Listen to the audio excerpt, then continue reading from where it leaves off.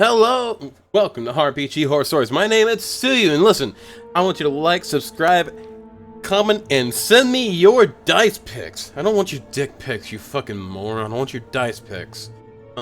Dick pics would be nice too, but send me your dice picks. All right, much love. Stay sexy. Let's get on to the story. My father was left unsupervised. I'm in Florida, and the hurricane has kept us indoors for the past 3 days. My younger sister, about 10 years old, asked me to play Dungeons & Dragons with her. She has never played, but I've told her some things about it. I called my 20-year-old brother and waited for my dad, 48, to get home from work. He grumbled a bit about being forced to play, but didn't argue. He'd do just about anything for my little sister. I walked my sister and brother through character creation on D&D Beyond, but mostly left my dad unsupervised.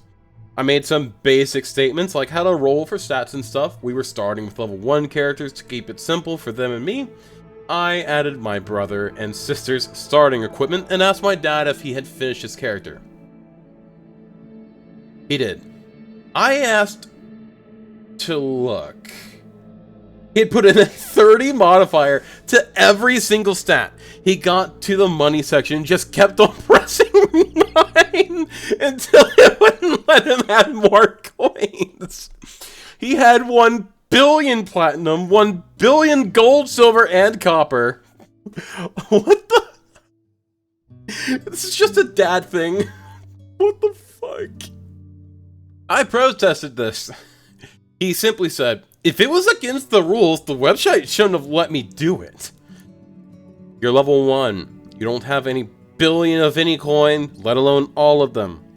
I'm a dwarf. Dwarves mine gold and gems. I'm independently wealthy because I'm a dwarf. I then looked at his inventory. He had given himself 7 magic items, including a staff of thunder and lightning, gauntlets of ogre strength, and a ring of jumping!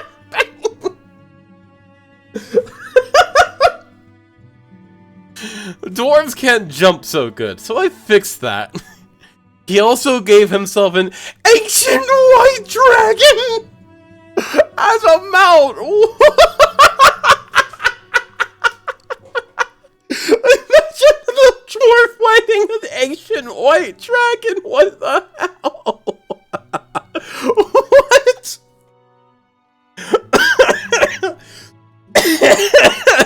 Oh god! Dad, you can't have an ancient white dragon at level 1. Yes, I can. My ancestor saved its life, and now it's indebted to my family. So even though I'm level 1, it serves me. That is not how white dragons work. The website let me do it, so it's not against the rules.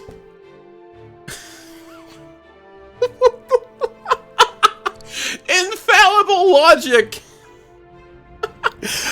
I feel like this is something my dad might have done if I got him to play D&D. Jeez, I was gonna redo his character sheet, but my brother was laughing so hard, and my sister thought him owning a dragon was cool. We were in the middle of a hurricane and bored out of our minds. I let him keep his broken dwarf barbarian and his mithril skill armor white at level 1! How? Jesus Christ. Oh my goodness, Mother of Moradin.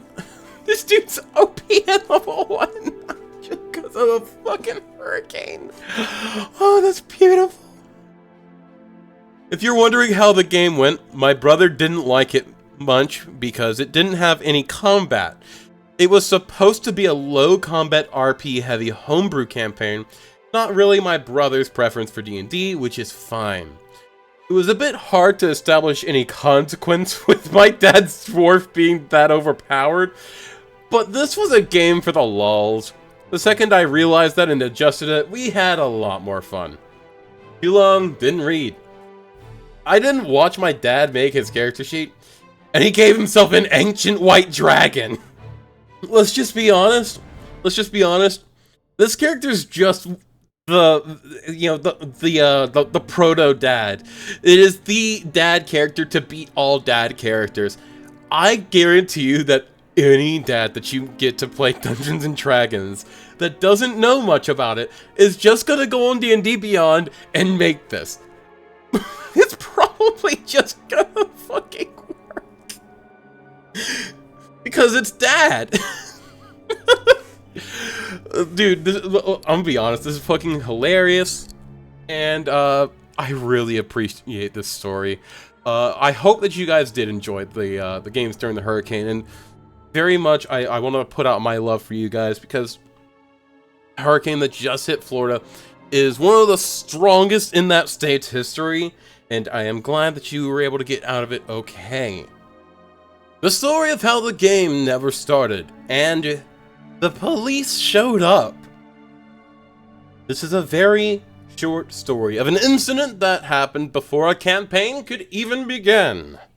There was an advertisement for this 5th edition Final Fantasy type campaign that was being worked on by an anonymous user.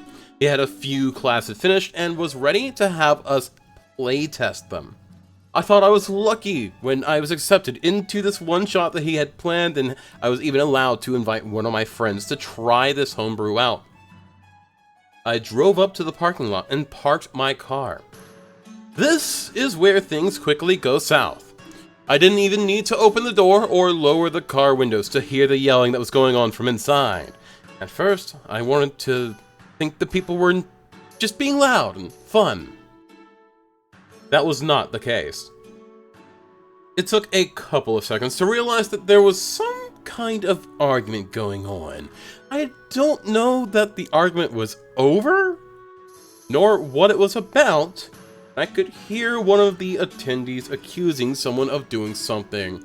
I don't know who Anonymous was in this situation. I waited a few minutes for it to calm down, though. It didn't get better. It only got worse. It wasn't until I heard something shattering that I quickly started my car back up and drove out of the parking lot. I stopped by the side of another house, quickly called my friend to warn them about what was happening, as his car was not there yet, and how he shouldn't show up. While leaving the district, I saw several cops drive past me, sirens blaring in the distance. Sure enough, they were headed to the very place this game was being hosted. I left the Facebook group that they were in, and I haven't heard anything about them since. Yeah, honestly, you probably weren't missing out on much. Most of the people I see who homebrew Final Fantasy classes into D&D are absolute neckbeard that guys in the first place, so you probably weren't missing much to start off with. And it's very much good on you to have taken the initiative to drop out of the game and just fucking leave, prioritize your own self-worth and well-being over the possibility of being fucking murked. So, good on you. I don't think we need to know more than what you have stated, because I feel like there's a lot more going on that you couldn't have known about. Next story.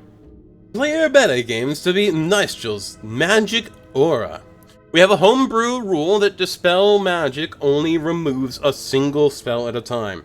You don't have to know what effect you're targeting, so you can call out anything as vague as a random spell effect or the evocation spell active.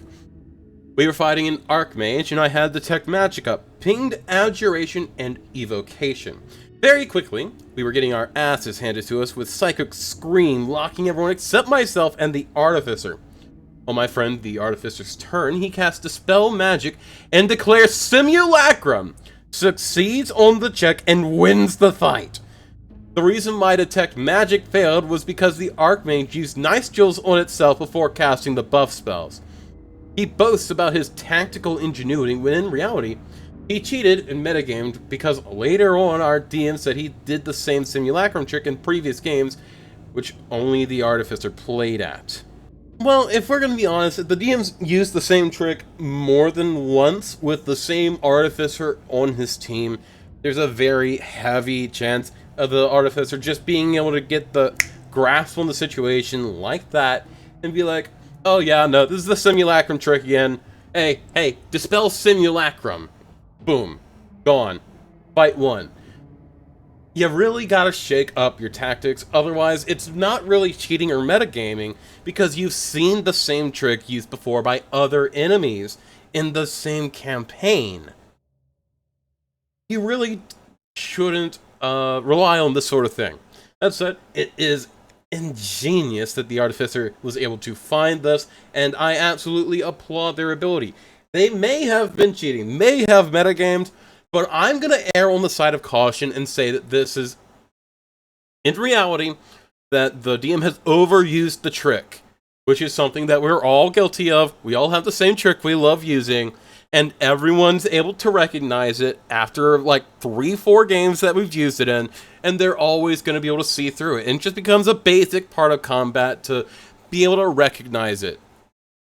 You know, it's just that sort of thing. Now, that's all we have for today. Much love, stay sexy, and if you've liked, subscribe, and commented on the video, you've got a nice cock.